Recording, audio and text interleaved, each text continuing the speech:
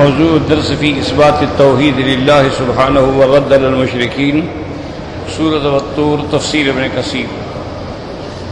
الحمد لله رب العالمين، والصلاة والسلام على أشرف الأنبياء وسيد المرسلين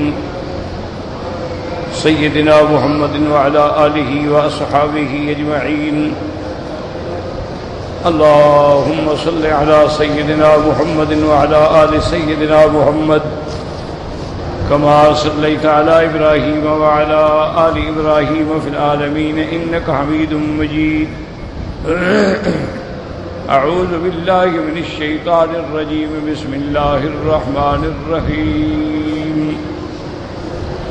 وَإِن يَرَوْا كِسْفًا مِّنَ السَّمَاءِ سَاقِطًا يَقُولُوا سَحَابٌ مَّرْكُومٌ فَذَرْهُمْ حَتَّىٰ يُلَاقُوا يَوْمَهُمُ الَّذِي فِيهِ يُصْعَقُونَ يَوْمَ لَا يُغْنِي عَنْهُمْ كَيْدُهُمْ شَيْئًا وَلَا هُمْ يُنصَرُونَ وَإِنَّ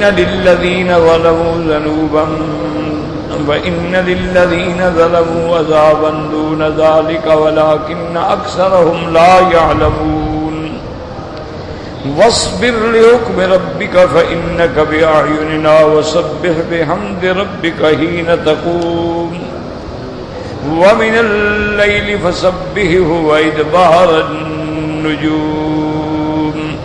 قال المؤلف والمفسر رحمه الله تعالى أدام النفع بعلومه وعلومكم في الدارين آمين. يقول تعالى مخبرا عن المشركين بالعناد والمكابرة للمحسوس. اب اللہ تبارک و تعالی مشرکین کے احوال سے خبر دیتے ہیں کہ وہ جس عناد میں پڑے ہوئے تھے، جن کا عناد جو ہے بالکل ظاہراً محسوس ہونے والی چیز. وَإِن يَرَوْا كِسْفًا مِّنَ السَّمَاءِ سَاقِطًا عَلَيْهِمْ يُعَذَّبُونَ بِهِ لَمَّا صَدَّقُوا وَلَمَّا أَيْقَنُوا بَلْ يَقُولُونَ هَٰذَا سَحَابٌ مَّرْكُومٌ مُّتَرَاكِمٌ. اب اللہ پاک فرماتے ہیں کہ اگر ان پر ہم آسمان سے عذاب اتاریں، يُعَذَّبُونَ بِهِ، پھر بھی نہیں تصدیق کریں گے اور پھر بھی نہیں یقین کریں گے، بلکہ یہ کہیں گے تو یہ تو بادل ہے بھرا ہوا، تہدرتا ہمارے لیے بارش برسائے گا. حالانکہ وہ نہیں جانتے کہ یہ اللہ تبارک و تعالیٰ کا عذاب ہے. وَهَذَا كَقَوْلِهِ تبارک و تعالیٰ وَلَوْ فَتَحْنَا عَلَيْهِمْ بَابًا مِّنَ السَّمَاءِ، کہ اگر ہم ان کے لیے آسمانوں کا دروازہ کھول دیں، فَظَلُّوا فِيهِ يَعْرُجُونَ، چھوڑیں ان کو کہ اوپر جا کے بھی دیکھ لیں، لَقَالُوا إِنَّمَا سُكِّرَتْ أَبْصَارُنَا بَلْ نَحْنُ قَوْمٌ مَسْحُورُونَ، یہ پھر بھی یہ کہیں گے کہ ہم پر جادو کیا گیا ہے اور ہماری آنکھوں کو جادو کے ساتھ مسمرائز کر دیا گیا ہے.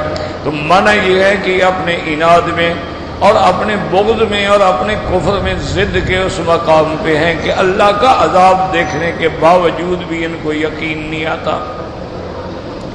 وقال اللہ تبارک و تعالی فَذَرْهُمْ أَيْ دَعَهُمْ یا محمد صلی اللہ علیہ وسلم.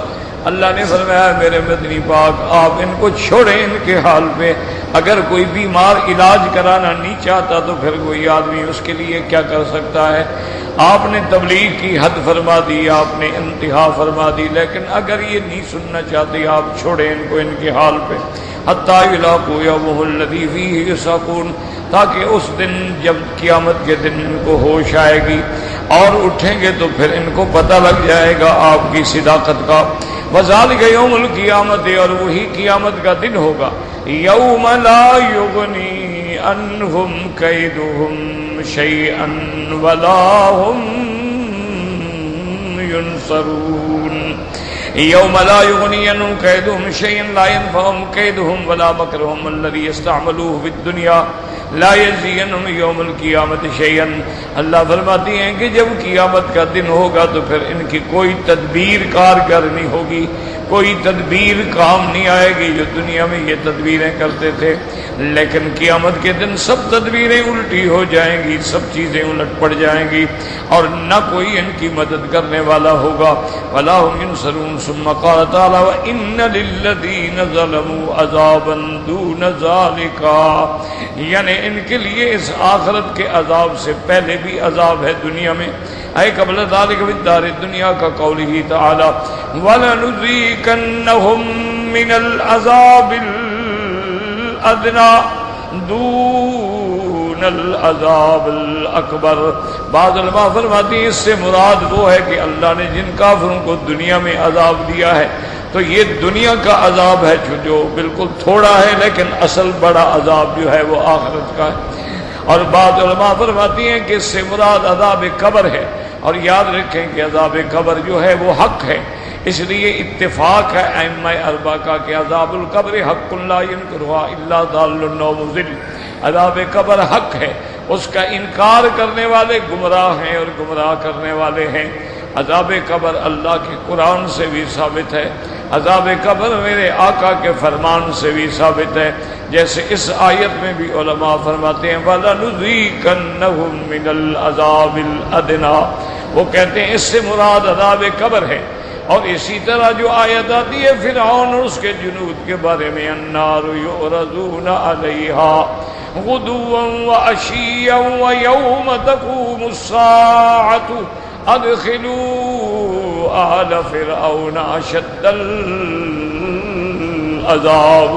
اللہ پاک نے فرمایا کہ ان کو آگ پہ پیش کیا جاتا ہے اور قیامت کے دن حکم ہوگا کہ ان کو سخت عذاب میں داخل کیا جائے۔ تو وہاں بھی مفسرین فرماتے ہیں کہ قیامت کا عذاب الگ ہے اور پہلے کا عذاب جو ہے وہ عذاب قبر ہے، لہذا قرآن کی آیت سے بھی عذاب قبر ثابت ہے۔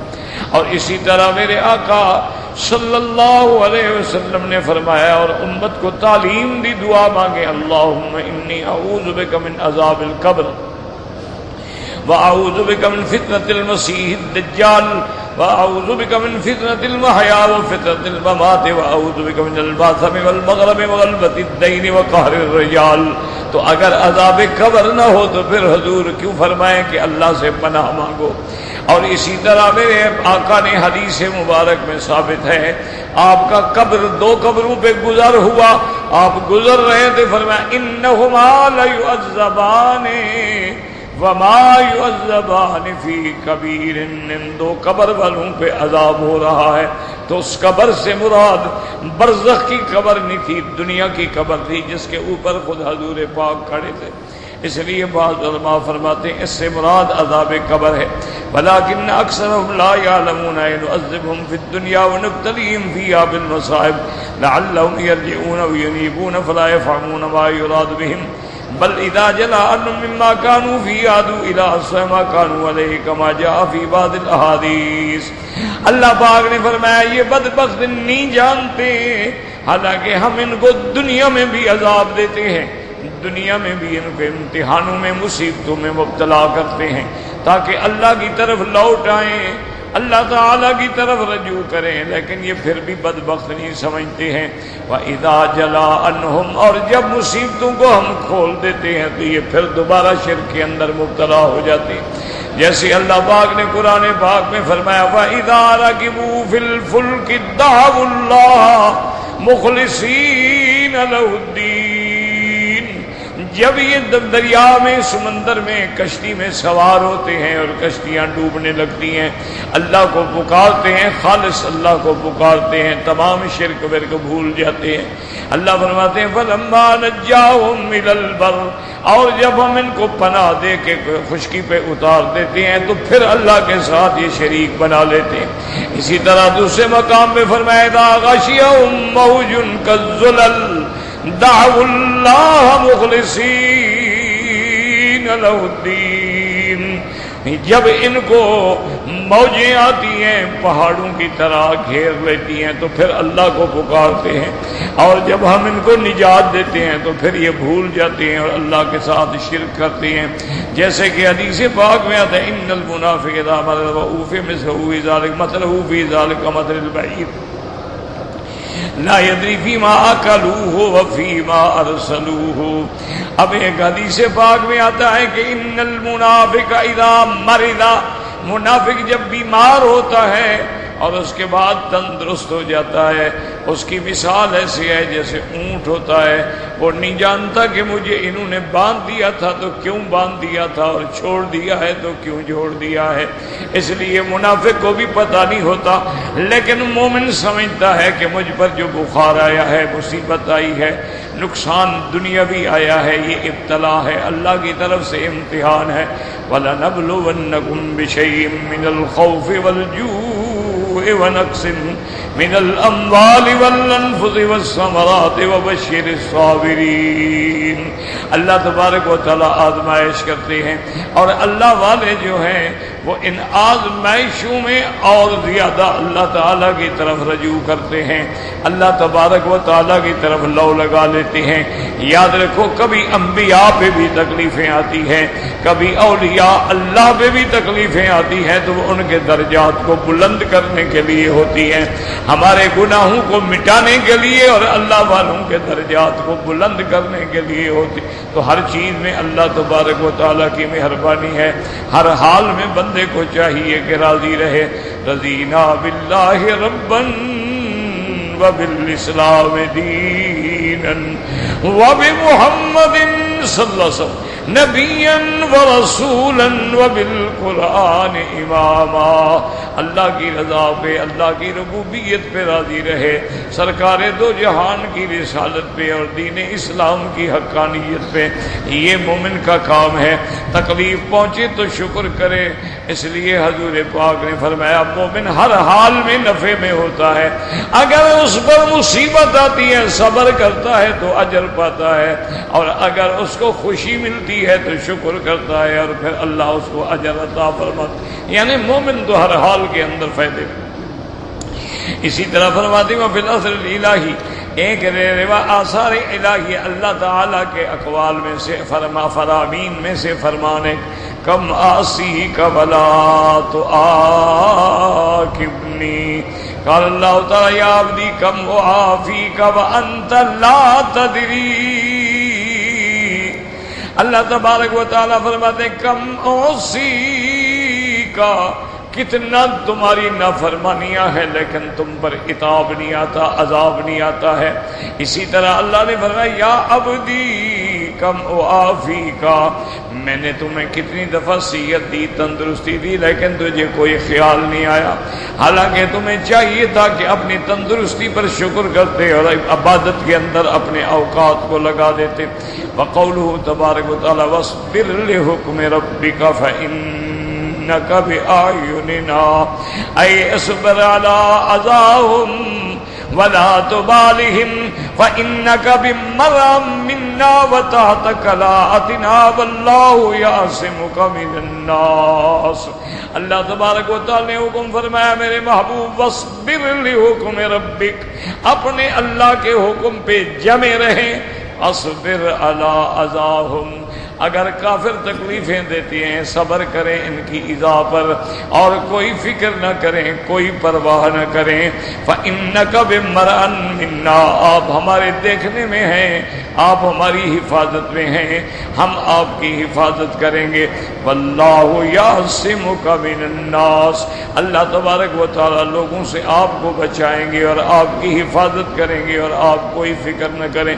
وقولہ تعالی وسبح بحمد ربک حین تقوم. قال الضحاک اے الی الصلاۃ سبحانک اللہم وبحمدک وتبارک اسمک وتعالی جدک ولا الہ غیرک. جیسے اللہ نے قرآن میں فرمایا آپ اپنے رب کی تسبیح و تحمید بیان کریں جب کھڑے ہوں.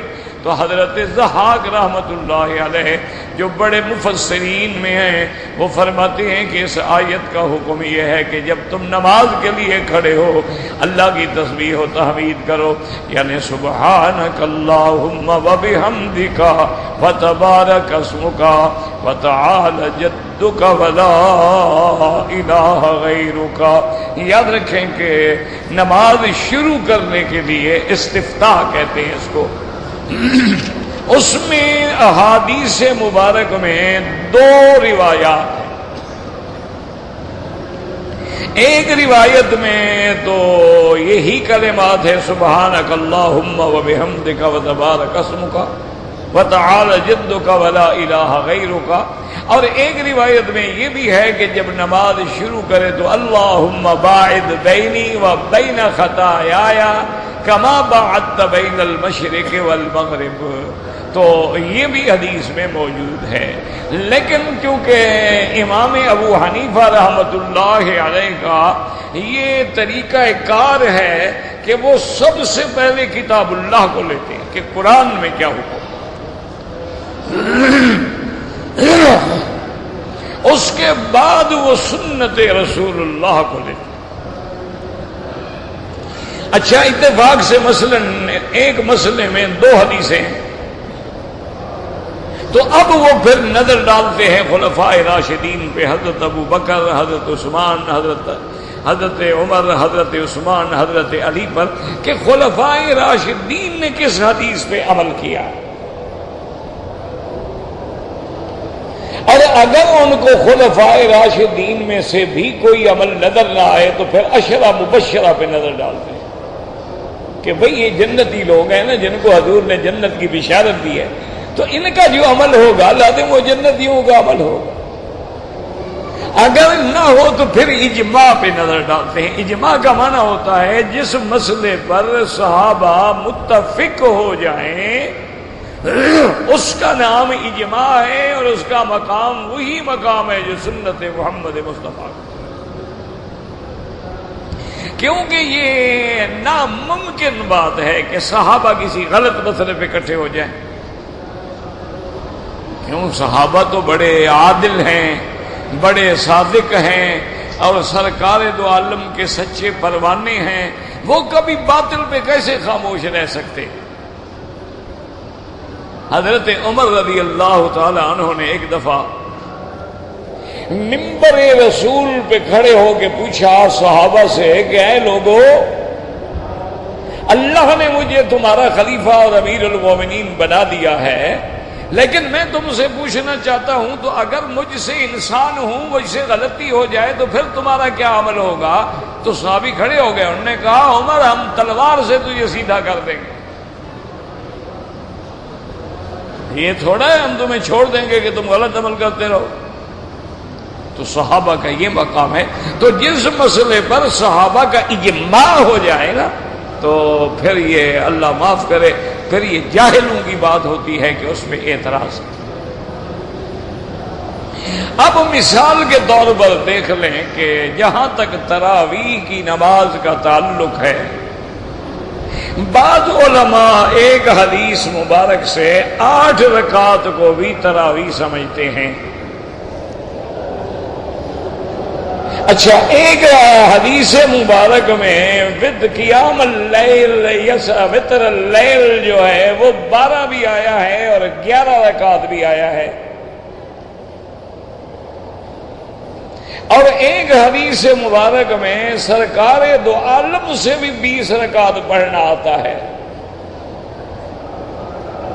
لیکن حضرت امیر المومنین عمر بن الخطاب رضی اللہ تعالی عنہ نے دیکھا کہ بھی ہر آدمی مختلف کاریوں کے پیچھے کھڑا ہے، کہیں 10 آدمی، کہیں 20 آدمی، کہیں 50 آدمی. تو انہوں نے فرمایا کہ بھئی ایسا کیوں نہ کریں کہ ہم ایک کاری پہ جمع ہو کے سارے ایک جماعت میں نماز پڑھیں. جتنی جماعت بڑی ہوگی اللہ کی رحمت زیادہ ہوگی. ید اللہ علی الجماعہ. فجمعهم على ابی بن کعب. تو حضرت عمر نے حضرت ابی بن کعب کو جو سب سے بڑے قاری تھے حکم دیا کہ مہربانی کریں کل سے آپ نے تراویح پڑھانی ہے. تو حضرت ابی بن کعب جو تھے وہ 23 رکعت پڑھاتے تھے، یعنی 20 رکعت تراویح اور 3 رکعت جو ہیں وتر پڑھاتے تھے. اور اسی پہ سارے صحابہ کا اجماع ہو گیا، کسی ایک صحابی نے بھی مخالفت نہیں کی. جب اجماع ہو گیا تو بات ہی ختم ہو گئی. اب اگر کوئی آدمی 8 پڑھتا ہے، لاکھ دفعہ پڑھے، لیکن اس کو 20 پہ اعتراض کرنے کا حق نہیں. ورنہ وہ سنت الخلفاء الراشدین اور اجماع صحابہ پہ اعتراض کر رہا. پڑھتا ہے یار ٹھیک ہے، ہمیں تو کوئی ناراضگی نہیں ہے، لیکن جب اجماع ہو جائے کسی مسئلے پر، اب دیکھیں گے سیدنا عثمان رضی اللہ تعالی عنہ کے زمانے میں ماشاءاللہ مدینے کی آبادی بڑھتی گئی بڑھتی گئی بڑھتی گئی. حضور کے زمانے میں، پھر صدیق کے زمانے میں، پھر فاروق کے زمانے میں، حضرت عثمان کے زمانے میں بڑی گھنی آبادی ہو گئی. تو آپ نے حکم فرمایا کہ بھی ایک اذان تو وہ ہوگی نا جب امام ممبر پہ آگے بیٹھ جائے گا، ایک اذان پہلے دے دو تاکہ لوگ تیار ہو کے جمعہ کے لیے مسجد میں پہنچ جائیں. اس کو اعلان سمجھ لیں، اس کو ندا سمجھ لیں. اذا نودی للصلاۃ من یوم الجمعۃ فاسعوا الی ذکر اللہ. تو آپ نے یہ حکم فرمایا اور آپ کی اس دوسری اذان پہ تمام صحابہ نے اتفاق کر لیا، کسی ایک نے بھی اعتراض نہیں کیا. تو اب اگر کوئی اعتراض کرے تو اس کے پھر اپنے دماغ کی خرابی ہے، اور تو کچھ نہیں کہا جا سکتا.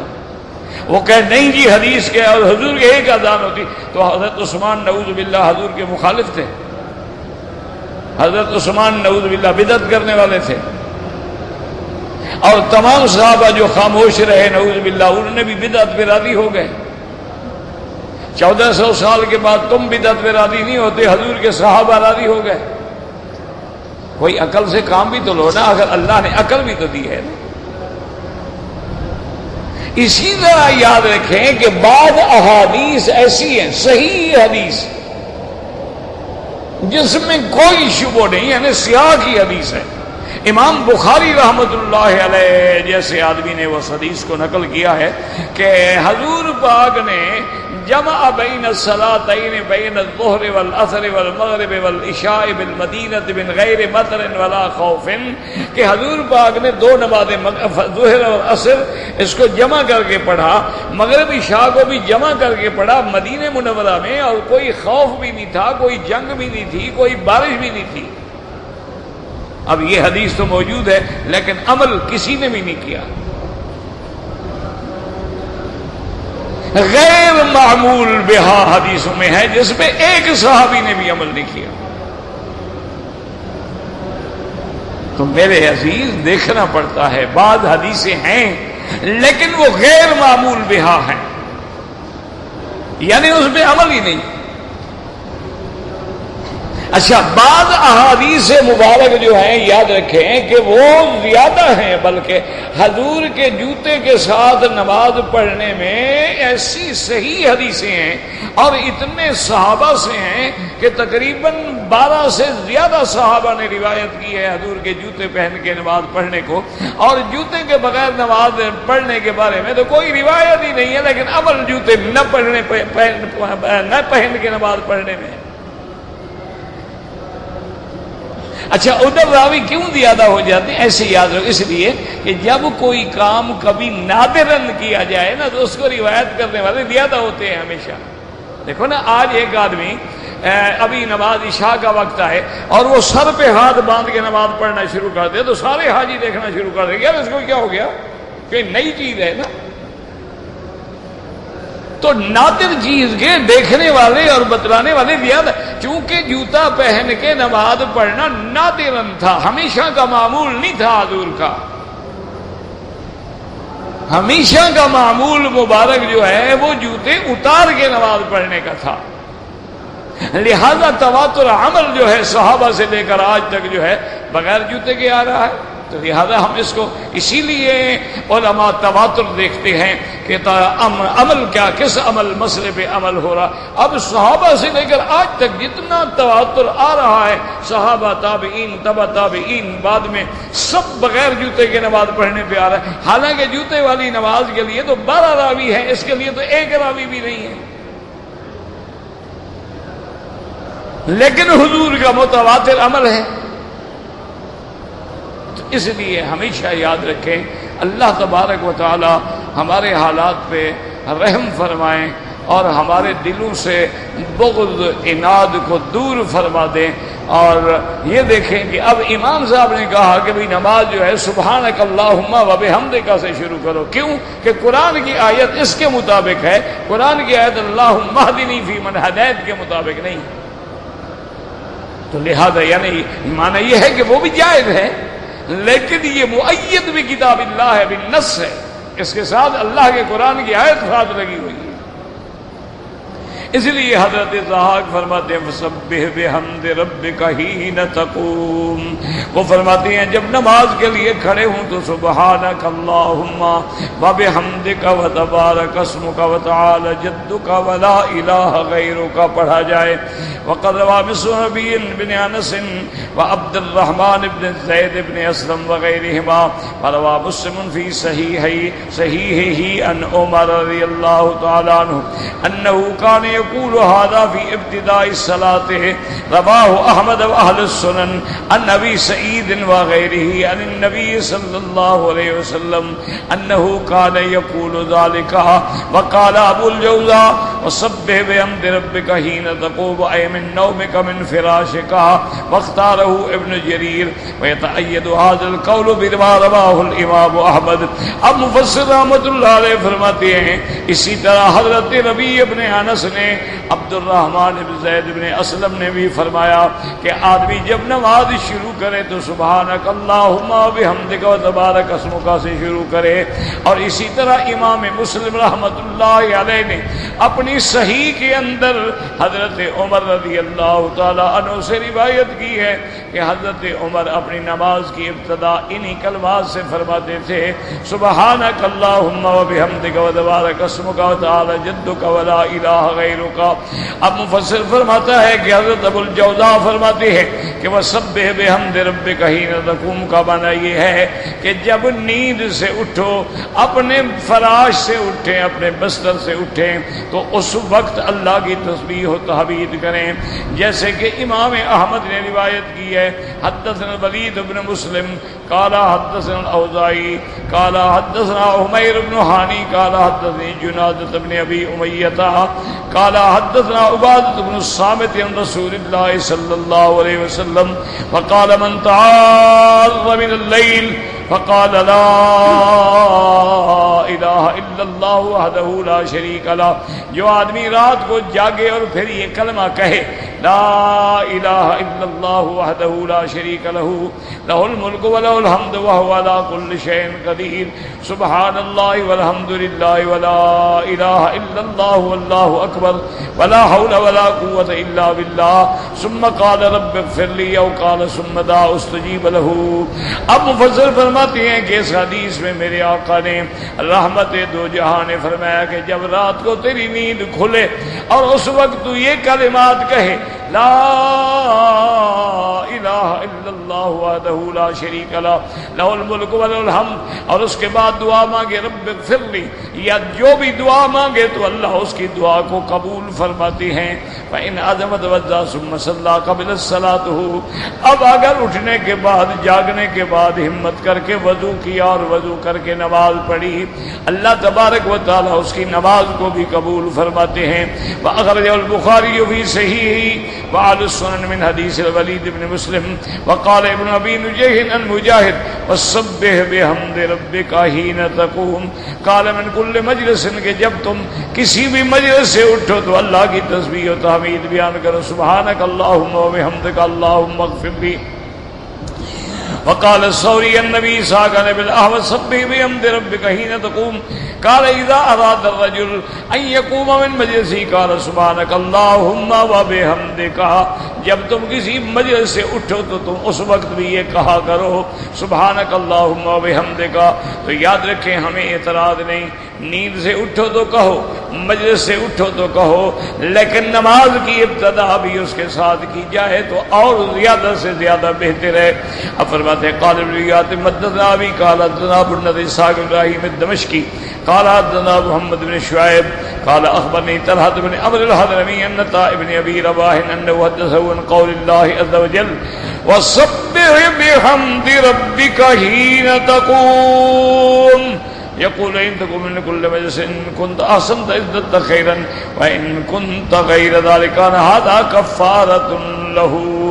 حضرت عطاء ابن ابی رباح فرماتے ہیں کہ اگر دوستوں کے ساتھ کسی مجلس میں بیٹھے ہو، جب مجلس سے اٹھو تو یہ کلمات کہا کرو۔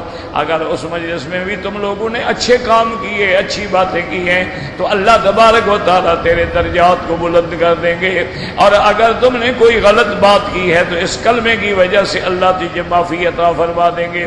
کہ جب بھی آدمی مجلس سے اٹھے تو کہے سبحانک اللہم و بحمدک، اور ایک روایت میں آتا ہے سبحانک اللہم و بحمدک استغفرک و اتوب الیک، اور اسی طرح نیند سے اٹھے تو لا الہ الا اللہ وحدہ لا شریک لہ لہ الملک و لہ الحمد یحیی و یمیت وهو على كل شيء قدير سبحان الله والحمد لله ولا إله إلا الله والله أكبر ولا حول ولا قوة إلا بالله۔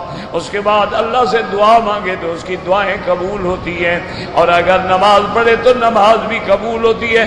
وقال کو فرماتے ہیں ان کو وقال عبد الرزاق فی جامع اخبار محمد ان عبد الکریم الجدری النبی عثمان الفقیر ان جبریل علم النبی صلی اللہ علیہ وسلم اذا قام من مجلسه ان یقول سبحانک اللہم وبحمدک اشہد ان لا الہ الا انت استغفرک واتوب الیک۔ قال معمر سمعت غیر یقول هذا القول کفارۃ المجلس هذا مرسل۔ حضرت جبریل علیہ السلام نے سرکار دو عالم کی خدمت میں آ کے عرض کیا کہ جب آپ اپنی مجلس مبارک سے اٹھا کریں تو صحابہ کو بھی حکم دیں کہ یہ پڑھا کریں سبحانک اللہم و بحمدک استغفرک و اتوب الیک، واللہ اعلم۔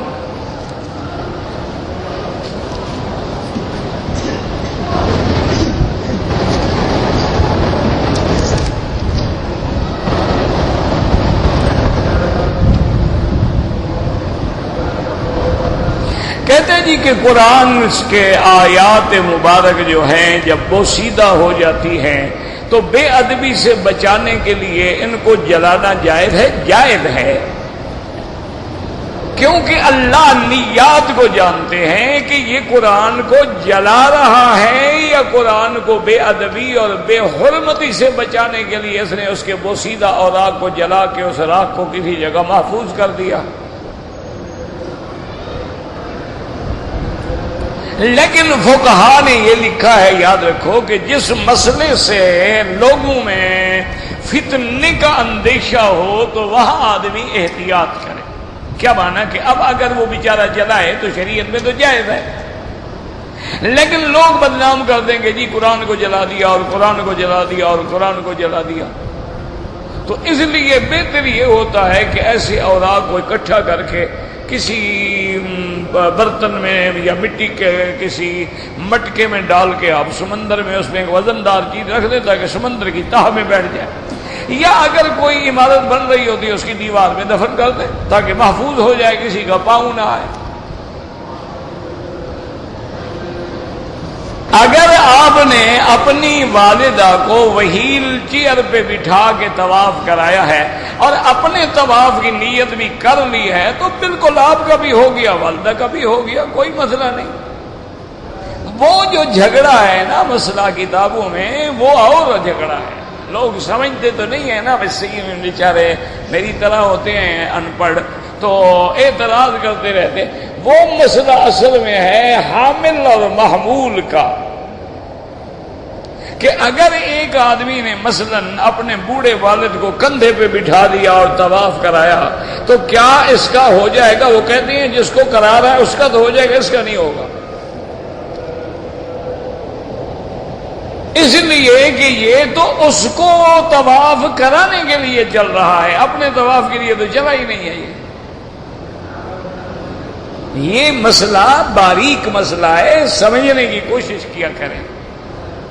جہاں تک ویل چیئر کا تعلق ہے وہ تو ویل چیئر بھی چل رہی ہے، یہ خود بھی زمین پہ چل رہا ہے، اس نے کسی کو اٹھایا ہوا تھوڑا ہے۔ وہ تو اس کو اٹھایا ہوا ہے اور خود زمین پہ چل رہا ہے، دو میں سے ایک چل رہا ہے، دونوں تو نہیں چل رہے ہیں نا زمین پہ۔ اس لیے یہ مسائل پیدا ہوتے ہیں، اور خاص طور پہ طواف زیارت ہے جیسے حج کا، اس میں فقہا لکھتے ہیں کہ اگر تم نے کسی اپنے والد کو یا بیٹے کو یا بھائی کو یا کسی کو کندھے پہ اٹھا کے طواف کرایا ہے، اپنا احتیاطاً پھر کر لو تاکہ حج کے فرض کا معاملہ ہے تیرا حج نہ خراب ہو جائے۔ عام نفلی طواف بھائی اپنے ناف کے اوپر چادر باندھا کرو نا، کیوں؟ خود بھی گناہ گار ہوتے ہو اور لوگوں کو بھی گناہ گار کرتے ہو۔ اب ہم آنکھیں تو بند نہیں کر سکتے، اور دیکھنے والے پہ بھی لعنت، دکھانے والے پہ بھی لعنت۔ آپ اچھا عمرہ کر رہے ہیں، الناظر والمنظور کلاہما، حضور نے فرمایا دکھانے والا بھی لعنتی اور دیکھنے والے بھی لعنتی۔ اور ناف سے لے کر گھٹنے تک یہ عورت الرجل ہے، مرد کا عورہ ہے، اگر اس میں 1 انچ بھی جگہ خالی ہو، نہ نماز ہوگی، نہ تیرا عمرہ ہوگا، نہ طواف ہوگا، نہ کچھ ہوگا۔ اگر اسی حالت میں تم نے طواف کیا، وہ نہیں ہوا، جب طواف نہیں ہوا تو عمرہ کیسے ہو؟ یہ تو ایسے ہے نا، اللہ معاف کرے، جیسے کوئی ننگا آدمی طواف کرے۔ اسی لیے حکم ہے کہ عورت الرجل من السرۃ الی الرکبۃ، ناف سے لے کر گھٹنے تک یہ عورہ ہے مرد کا، اس کا چھپانا ہر حال میں ضروری ہے۔ باقی بدن پہ کپڑا نہ ہو نماز ہو جائے گی، لیکن اگر گھٹنے ننگے ہیں، جیسے آج کل بعض لوگ جو ہے منی اسکرٹ وغیرہ پہن لیتے ہیں، نکر پہن لیتے ہیں وہ، اور اس سے نمازیں بھی پڑھ رہے ہیں، ماشاء اللہ سبحان اللہ، یعنی انگریز بھی شیطان بھی خوش اور رحمان بھی راضی، نماز ہی نہیں ہوتی۔ اسی طرح عورت المرأۃ من الشعر الی القدم، اور عورت جو ہے سر کے بالوں سے لے کر پاؤں تک عورہ ہے، اس کا سارا بدن چھپانا ضروری ہے۔ صرف نماز کی حالت میں اگر اس کے ہاتھ کھلے ہیں یا اس کا چہرہ کھلا ہے یا پاؤں کھلے ہیں تو نماز ہو جائے گی۔ اس کی وجہ یہ ہے کہ جب سب نماز میں ہیں تو کون بدبخت ہے جو اپنی نماز چھوڑ کے لوگوں کی عورتوں کو دیکھے گا؟ وہ تو نماز نے اس کو روکا ہوا ادھر ادھر چہرے پھیرنے سے۔ تو لہذا میرے بھائی احتیاط کیا کریں، اور مولویوں کو دین کا ذمہ دار ٹھیکیدار نہ بنائیں۔ جب کسی بھائی کو دیکھو ایسے احرام باندھا ہوا روک کے کہو بابا اپنی چادر ٹھیک کر لو، ایک دوسرے کو سمجھاؤ۔ جب تم لوگ ایک دوسرے کو دعوت دو گے، تبلیغ کرو گے، سمجھاؤ گے، تب جا کے دین کا کام ہوگا نا۔ کافی دن گزرے، یہاں پر ایک پتہ نہیں فرینچ لڑکی تھی یا جرمن لڑکی تھی، اللہ عالم، بہرحال کوئی یورپین لڑکی تھی جس کو اللہ نے اسلام نصیب کیا۔ وہ بہت پڑھی لکھی تھی، پڑھی لکھی ماشاءاللہ، کئی مضامین میں اس نے پی ایچ ڈی کیے تھے، اللہ نے ہدایت کر دی، مسلمان ہو گئی۔ تو اس نے آ کر خطاب کیا مسلمان بچیوں کو، لڑکیوں کو، ایک بہت بڑا اجتماع تھا، بہت بڑا سیمینار تھا۔ تو اس میں اس نے کہا کہ میں مسلمانوں سے مطالبہ کرتی ہوں کہ دیکھو ہمیں آپ کافر کہتے ہیں، ہم نے بپسی کولا بنایا، تمہارے گھر گھر میں دیہاتوں میں بھی پہنچا دیا،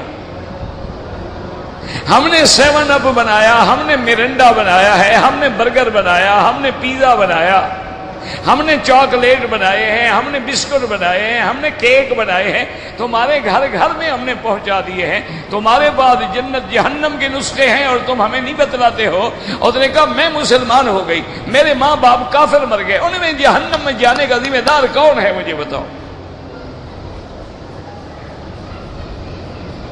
اگر تم لوگوں نے مجھے دین پہنچایا، میں مسلمان ہو گئی، میرے ماں باپ کو کیوں نہیں پہنچایا؟ تو آج تو ہر بندہ دین کا مسئول ہوتا ہے میرے عزیز۔ اسی لیے میرے آقا نے فرما دیا تھا بلغوا انی ولو آیۃ، تمہیں قرآن کی ایک آیت آتی ہے، ایک مسئلہ آتا ہے، وہی آگے پہنچاؤ۔ بھئی اس کو کیا ہو جاتا ہے تمہارے سپیکر کو؟ کیا ادھر گر جاتا ہے، کبھی ادھر گر جاتا ہے، کیا کرے آدمی؟ اب یہ بند ہے، کیا کریں ہم؟ انا للہ و انا الیہ راجعون۔ زمین بدل جائے یہ صوفی نہیں بدلیں گے۔ اور تم لوگ پہلے سے چینج کر لو یار، کیوں ہمارا وقت بھی خراب کرتے ہو اور اپنا وقت بھی خراب کرتے ہو؟ اور جو آتے ہیں ماشاءاللہ وہ بھی سبحان اللہ، اور جو ہمارے ساتھی ہیں یہ اس سے بھی سبحان اللہ۔ میرا خیال ہے اللہ نے میری بخشش کے لیے یہ ذریعہ بنایا ہے کہ ان کی تکلیف سے اللہ مجھے بخش دیں گے۔ جتنا مجھے طالبوں نے تنگ کیا ہے نا، اس کی وجہ سے اللہ مجھے ضرور جنت دے گا، ورنہ طالب العلم کا تو مقام ہی الگ ہوتا ہے نا۔ یعنی بڑے بڑے ائمہ محدثین کہتے ہیں کہ ہم طالبوں کی وجہ سے تیار ہو کے آتے تھے۔ مجھے یاد ہے اپنے والد صاحب رحمۃ اللہ علیہ کو میں نے دیکھا کہ رات کو لالٹین ہوتی تھی، لیمپ ہوتا تھا، دیا ہوتا تھا۔ ہمارے علاقے میں گاؤں میں بجلی نہیں تھی، لیمپ ہوتے تھے، اور اس کی بھی جو شیشہ ہوتا تھا نا، کبھی میلا ہو جائے تو آدھا نظر آتا تھا، آدھا پھر اس کو نکالو، پھر اس کو رگڑو، پھر اس کو صاف کرو، پھر فٹ کرو، اچھا پھر کوئی دھواں زیادہ ہو گیا، پتہ نہیں کیا کیا مشینیں۔ اس پہ ہم دیکھتے تھے کہ والد صاحب رحمت اللہ علیہ ایسے جناب بیٹھے ہیں اور لالٹین پہ بخاری شریف کا مطالعہ کر رہے ہیں۔ تو ہم بچے تھے، ہم کبھی کبھی شرارت بھی کرتے، ہم کہتے ابا جانا اب یہ کیا کرتے ہیں، 40 سال ہو گیا بخاری شریف پڑھاتے پڑھاتے، ابھی بھی آپ کو ضرورت ہے کہ رات کو مطالعہ کرو۔ انور میں بے وقوف، تمہیں پتہ نہیں فلاں فلاں طالب علم بڑے ذہین ہیں، مجھے ان کے لیے تیاری کرنی پڑتی ہے، وہ کوئی نہ کوئی نیا اعتراض کر دیتے ہیں۔ تو اس لیے ہمیشہ یاد رکھیں، اسی طرح درس ہے، کسی عالم کی تقریر ہے، اگر سننے والے کے دل میں شوق ہے تو اللہ عالم کے سینے کو کھول دیتے ہیں، اور آگے اگر منحوس بیٹھے ہیں تو عالم کو جو آتا ہے وہ بھی بھول جاتا ہے۔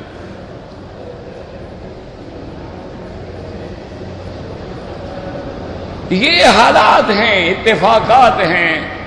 تو بہرحال اللہ پاک، اور کچھ نہیں، ان کی وجہ سے بخشش کا ذریعہ تو ہو جائے گا نا جی، بخشش تو ہو جائے گی، بڑی تھوڑی نعمت ہے، بہت بڑی نعمت ہے۔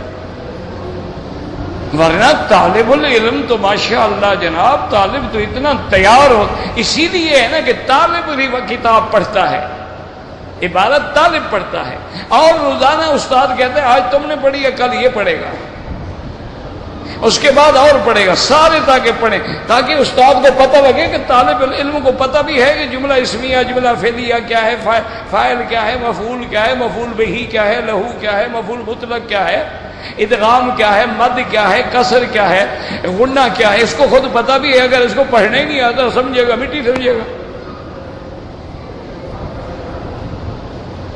تو یہ تو اس لیے آپ ہر بندہ ذمہ داری رکھے۔ ایک آدمی نماز میں غلط کھڑا ہے، دوسرے کو چاہیے بتایا بھائی صف کے ساتھ ٹھیک کر کھڑے ہو جاؤ۔ آپ انتظار کرو گے کہ مولوی آئے گا تو آگے اس کو کہے گا۔ ہاں فرق اتنا ہے کہ پیار سے کہو، اگلے آدمی کو اس انداز میں نہ کہو کہ وہ دین سے بھی بھاگ جائے، اس کو پیار سے کہو کہ میرے بھائی دیکھو صف کہاں ہے، آپ کہاں کھڑے ہیں، میرے عزیز آگے دیکھو صف خالی ہے، مہربانی کر کے پہلی صف پوری کرو، پھر دوسری، پھر تیسری، پھر چوتھی۔ لیکن ہمارا تو حال یہ ہے، کسی کو کہو نا کہ بھائی صاحب وہ جگہ، وہ کہتا ہے دفع ہو تم مارے یار، تو نہیں جا سکتا، یہ ہمارا حال۔ یعنی وہ اس کا بھلا کر رہا ہے کہ جتنے قدم اٹھائے گا اس کے جنت میں قدم جائیں گے، وہ کہتا ہے جاؤ یار تم دفع ہو جاؤ، تمہیں نہیں نظر آ رہا، ضروری میں نے جانا ہے، بس میں یہیں کھڑا ہوں، میں تو ستون ہوں مسجد کا، یہ ستون ہلے ہلے حاجی کیوں ہلے؟ انا للہ و انا الیہ راجعون۔ اور کیا کہہ سکتے ہیں میرا بھائی، بس اللہ کے آگے روتے رہیں گے۔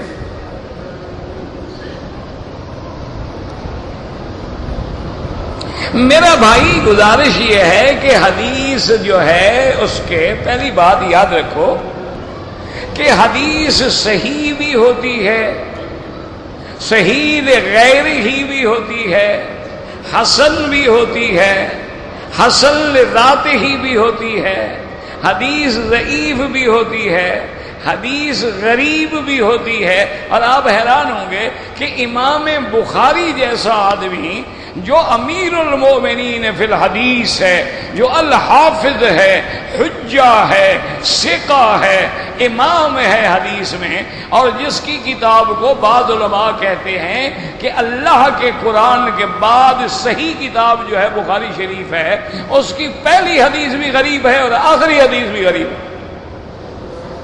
پھر کیا کرو گے؟ کرو امام بخاری پہ اعتراض.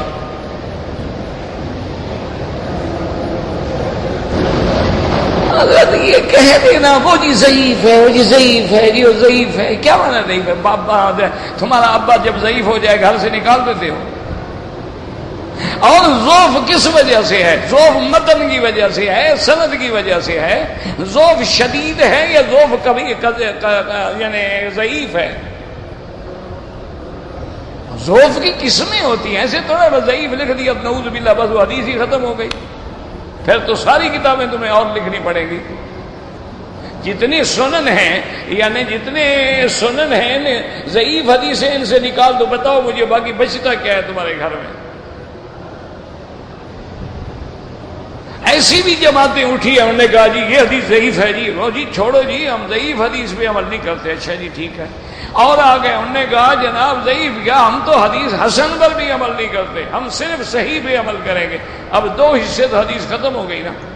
اچھا اور آگے ماشاءاللہ اہل قرآن سبحان اللہ نام کیسا ہے. انہوں نے کہا اللہ نے ایک قرآن اتارا تھا، تم لوگوں نے 6 قرآن بنا دیے ہیں، سیاستہ 6 کتابیں لے کے آ گئے ہو، ہم ایک کو مانتے ہیں، تمہارے 6 قرآن نہیں مانتے ہم. تو اب حدیث ہی ختم. یہ فائدہ ہوگا تمہارے اعتراض کرنے کا. حضرت یہ بہت بڑے مسئلے. اب دیکھیں امام ترمذی جو ہے امام ہے، اتنا بڑا آدمی ہے، اللہ اس کی قبر پہ کروڑوں رحمتیں فرمائے. وہ امام بھی ہیں، محدث بھی ہیں، مفسر بھی ہے، مؤرخ بھی ہے، اور صاحب الجرح والتعدیل بھی ہے. اتنا بڑا آدمی ہے، لیکن محدثین نے اس کے نام پہ اعتراض کیا ہے کہ حضرت عیسیٰ حضرت یعنی امام ترمذی کی کنیت تھی ابو عیسیٰ. امام ترمذی کی کنیت جو ہے نا ابی عیسیٰ محمد ابن سورت ابن عیسیٰ محمد ابن عیسیٰ ابن سورت الترمذی، تو ان کی کنیت ہے ابی عیسیٰ. انہوں نے کہا ابو عیسیٰ تو کنیت رکھنا جائز ہی نہیں، عیسیٰ علیہ السلام کا تو باپ ہی کوئی نہیں، یہ کیسے ابو عیسیٰ بن گیا؟ عیسیٰ لا اب لہ، عیسیٰ علیہ السلام تو ماں کے پیٹ سے پیدا ہوئے ہیں، ان کا تو باپ ہے کوئی نہیں. عیسیٰ علیہ السلام کا باپ کہنا تو جائز ہی نہیں ہے. تو اس کا نام کیسے آ گیا کنیت میں ابو عیسیٰ؟ اب انہوں نے نام کو پکڑ لیا، پھر کیا کریں گے آپ؟ لہذا ترمذی شریف میں چھٹی. یہ تو نوجوان ہمارے بھائی ہمارے بچے پیدا ہوئے ہیں جن کو اللہ پاک رحمت فرمائے، یعنی نہ ہوش ہے نہ عقل ہے، بس جوش ہے. اور یہ بھی نہیں سمجھتے کہ ہم کیا کہہ رہے ہیں. یعنی ایمان سے کہیں آپ کی مثال عمر 50 سال ہے، اس کی مثال 30 سال ہے، کسی کی 70 سال ہوگی، کسی کی 80 سال. آپ نے کبھی پہلے سنا تھا کہ جنازہ جو ہے جنازے کی دعا جہر کے ساتھ پڑھی جائے، سپیکر لگا کے 1.5 گھنٹے کی لمبی دعا، ایک آگے والا مر گیا پھر پیچھے والے بھی مر جائیں؟ یہ آپ نے کبھی سنا تھا ایسا جنازہ؟ 100 سال 50 سال 40 سال 30 سال پہلے. اب ان کو حدیث سمجھ آئی ہے. اور اس سے پہلے جو بغیر زور سے پڑے ہوئے جنازے میں ان کے باپ دادا فوت ہو گئے، ان کا کیا ہوگا؟ ان کے جنازے نہ ہوئے، یعنی وہ بغیر جنازے کے مر گئے. انا للہ و انا الیہ راجعون. اور پھر یاد رکھا کرو کہ کبھی حدیث ضعیف ہوتی ہے لیکن تواتر نے اس کو اتنی قوی کر دیتا ہے کہ وہ حدیث صحیح سے بھی بڑھ جاتی ہے. کیا مانا؟ حدیث تو ضعیف ہے لیکن صحابہ سے لے کر آج تک اسی پہ عمل ہو رہا ہے. تو اگر سند میں کوئی راوی ضعیف آ گیا تو حضور کا فرمان متن تو نہیں کمزور ہو گیا. ایک ہے متن ضعیف کیوں ہے بھی؟ سند میں ایک راوی جو ہے وہ آ گیا جس کا حافظہ ٹھیک نہیں تھا، اور ایک آدمی آ گیا جس کا آخری عمر میں حافظہ ٹھیک نہیں تھا. اب ہم کیسے فیصلہ کریں گے یہ حدیث پہلے اس کے حافظے سے ٹھیک ہونے کے وقت کی ہے یا بعد کی ہے؟ تو ایک ضعف کی وجہ پیدا ہو گئی کہ وہ تام الضبط نہیں رہا، اور ایک ضعیف ہوتی ہے کہ راوی کے اندر فسق و فجور ہے، وہ ضعف شدید ہے. آسمان و زمین. اچھا یہ ساری بحث تو سند میں ہو رہی ہے نا، متن جو ہے وہ وہی متن صحیح حدیث میں بھی موجود ہے. تو صرف یہ تو نہیں نا کہ جہاں لفظ ضعیف پڑھ لیا بس جی ٹھیک ہے ضعیف ہے ضعیف ہے ضعیف ہے. اور پھر یہ بھی دیکھو کہ جن کتابوں کو تم کہتے ہو کہ فضائل اعمال فلاں ضعیف ہے ضعیف ہے، وہ تو پوری دنیا میں یعنی اللہ نے ایسا قبول دیا ہے کہ دنیا کی کوئی مسجد نہیں جہاں وہ کتاب نہ پڑھی جاتی ہو. اور اس کا پتہ نہیں کچھ 15 16 13 14 زبانوں میں تراجم بھی ہو چکے ہیں. اور پھر اس کے اندر جتنی حدیثیں حوالہ لکھا ہے انہوں نے اس کے مقدمے میں بھی لکھا ہے کہ میں نے یہ ساری حدیثیں جو ہے فلاں کتاب سے نقل کی ہیں. وہ تو ناقل ہیں. تو جن کتابوں سے انہوں نے نقل کی ان سب کتابوں کو بھی جلا ڈالے ہیں. ایسا نہ کیا کریں. اللہ تبارک و تعالیٰ سے دعا کریں اللہ ہمیں صحیح معنوں میں قرآن اور حدیث کے سمجھنے کی توفیق عطا فرمائے اور اس پہ عمل کرنے کی توفیق عطا فرمائے اور حضور کی امت کو فتنے سے اور فساد سے بچانے کی توفیق عطا فرمائے. جب ایک نیا مسئلہ پیدا کرو گے تو فتنہ تو کھڑا ہو جائے گا. وہ کہتے ہیں نا کسی مولوی کو مشہور ہونے کا شوق تھا، اس نے سوچا کہ یار اتنا دن ہو گئے 2-4 مہینے ہو گئے علاقے میں میری شہرت نہیں ہو رہی. اس نے ایک دن جمعہ کے خطبے میں تقریر میں کہہ دیا کہ بھائی آج تک پتہ نہیں تمہیں مولویوں نے بتایا ہے کہ نہیں بتایا ہے کوا حلال ہے. اب جناب وہ تو سارے شہروں میں اور بستیوں میں اور جناب شور مچ گیا. مولوی کہتا ہے کوا حلال ہے کوا حلال ہے کوا. وہ اتنا مشہور ہو گیا آخر مولوی تنگ ہو کے اس کے پاس آئے. انہوں نے کہا مولوی صاحب یہ کہاں سے تم نے فتویٰ دے دیا کوا حلال ہے؟ اس نے کہا تمہارے پاس کوا آیا تھا کہنے کے لیے، اس کو تکلیف ہوئی ہے تمہارے پاس آیا تھا. انہوں نے کہا نہیں یار تم نے فتویٰ کیسے دے دیا؟ اس نے کہا جب میری شہرت نہیں ہوتی تھی تو میں کیا کرتا،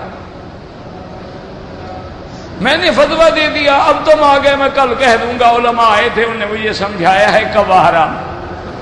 بس اور کیا چاہتے ہو بتاؤ؟ اور کوئی جھگڑا ہے دوبارہ میرا؟ اب اس کا کیا علاج ہے؟ انا للہ و انا الیہ راجعون. اللہ تبارک و تعالی معاف فرمائے. تو یہ میرے بھائی ایسے نہ کیا کریں. سب سے بڑی چیز ہے ادب. اگر کسی امام کا قول سمجھ نہیں آ رہا تو اس امام کی فقہ والے سے جا کے پوچھو.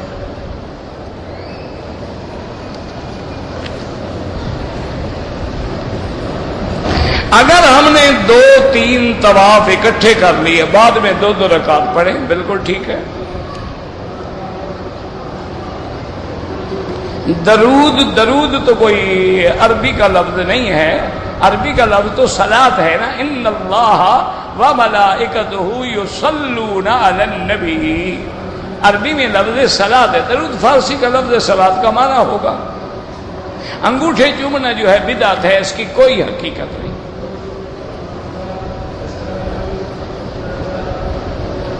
میں ریاض میں کام کرتا ہوں، کمپنی کے کام میں مجھے مکہ میں بار بار آنا ہوتا ہے تو کوئی ضروری نہیں عمرہ کر لو تو سبحان اللہ، ہر دفعہ تمہیں مفت میں ایک میقات کا عمرہ ملے گا. کہتے جی کہ ایک بلڈنگ اگر سال کے لیے کرائے پہ لی جائے اور پھر اس کو کرائے پہ چلایا جائے جائز ہے. اگر ہمارا جوتا گم ہو جائے اور خریدو. زندہ آدمی کے لیے طواف وغیرہ نہیں، اس کے لیے دعا کرو. طواف اپنے لیے کرو. ایک چیز بازار میں نقد 800 روپے میں ملتی ہے، وہی چیز ادھار میں 1200 میں فروخت کریں، یہ ناجائز ہے. بات سمجھیں. آپ کے پاس وہ چیز موجود ہے، اب گاہک آتا ہے وہ کہتا ہے جی میں نے نقد لینی ہے 800 لے کے دے دو. وہ کہتے ہیں جی مجھے ادھار لینی ہے، اب کہیں جی پھر میں 1200 لوں گا، تو جائز ہے. لیکن کہو گے نہیں میں نقد تو بیچتا نہیں، میں تو صرف ادھار ہی بیچوں گا، تو حرام ہے. زمزم کے پانی سے چائے بنا سکتے ہیں؟ ہاں جناب بنا سکتے ہیں. آدمی کو اپنے غیر ضروری بال جو ہیں وہ کتنے دنوں کے بعد، کم سے کم زیادہ سے زیادہ 40 دن نہ گزرے۔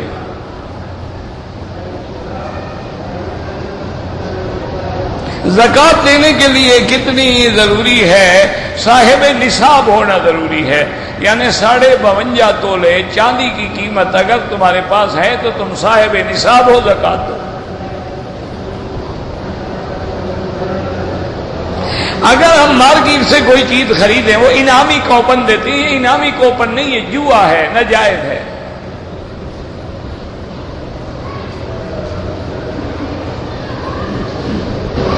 فجر کی نماز کے اندر جو دعا ہے، دعائے قنوت ہے، اس کو کہتے ہیں قنوت نادلہ، کہ جب مسلمانوں پہ مصیبت کے دن آئے تو مانگی جائے۔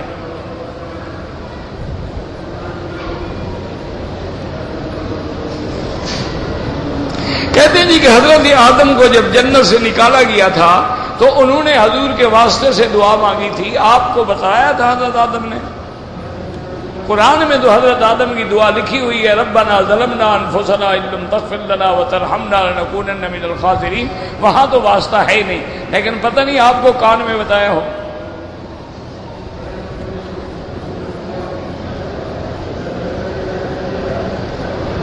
کہتے ہیں کہ میرا ایک دوست ہندو ہے، اس نے مجھے 100 ریال دیے اور کہا کہ قرآن شریف خرید کر کے کسی مسجد میں یا حرم میں رکھ دو۔ بالکل رکھ دو، پتہ نہیں اسی وجہ سے اللہ اس کو مسلمان کر دے۔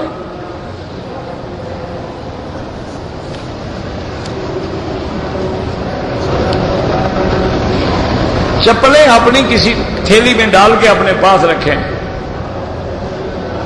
اگر ایک آدمی نے طواف کرتے ہوئے حجر اسود پہ اشارہ نہیں کیا، کوئی بات نہیں۔ معتمر نے جب صفا دوڑنے کے لیے گیا تو استلام نہیں کیا، کوئی بات نہیں، مستحب ہے، کرے گا، ثواب ہے، نہیں کیا تو کچھ نہیں۔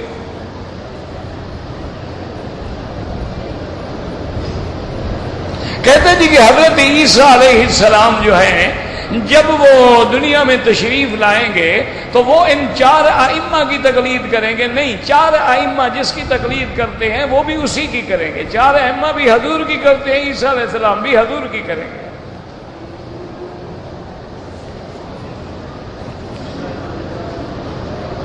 تقدیر میں جب کسی چیز کا ہونا نہ ہونا ہوتا ہے، بالکل ٹھیک ہے، تقدیر تقدیر ہے، لیکن اس کا معنی یہ نہیں ہوتا، یاد رکھو کہ اللہ نے ہمیں اختیار بھی دیا ہے۔ انسان اختیار اور جبر کے درمیان کی حد میں ہوتا ہے۔ مثلا ایک آدمی کھڑا ہے، اس کو کہو پاؤں اٹھاؤ، وہ ایک پاؤں تو اٹھا سکے گا، کہو دوسرا اٹھاؤ، دوسرا نہیں اٹھا سکتا۔ یہی انسان کی حالت ہے۔ تو ہم نے پیدا ہونے کے بعد جو جو کرنا تھا وہ اللہ نے لکھ دیا، کیا ہم نے ہے، تبھی تو سزا ملتی ہے۔ یہ نہیں کہ اللہ نے لکھ کے ہم سے زبردستی کروایا ہے، یہ معنی نہیں ہے، تو سمجھنے میں غلطی ہے۔ جیسے آپ گاڑی میں بیٹھے ہیں تو ایئر کنڈیشن لگا ہوتا ہے، لکھا ہوتا ہے کول ہاٹ، اور سبز نشان، سبز پہ کھڑا کریں گے ٹھنڈی ہوا آئے گی، سرخ پہ کریں گے گرم ہوا آئے گی۔ اب اگر گرمی کے موسم میں آپ اس کو سرخ پہ رکھ کے پورا فل فین کھول دیں اور کار آگ بن جائے تو کوئی کہے یہ کیا کو کہے جی لکھا ہوا، جیسے لکھنے والے کا قصور ہے، استعمال کرنے والے کا قصور ہے۔ اس لیے قرآن کہتے ہیں فَمَنْ شَاءَ مِنْكُمْ فَلْيُؤْمِنْ وَمَنْ شَاءَ فَلْيَكْفُرْ، جو چاہے تم میں ایمان لائے، جو چاہے کفر کرے، مجھے کیا ہے؟ تو اللہ نے تمہیں اختیار دیا ہے۔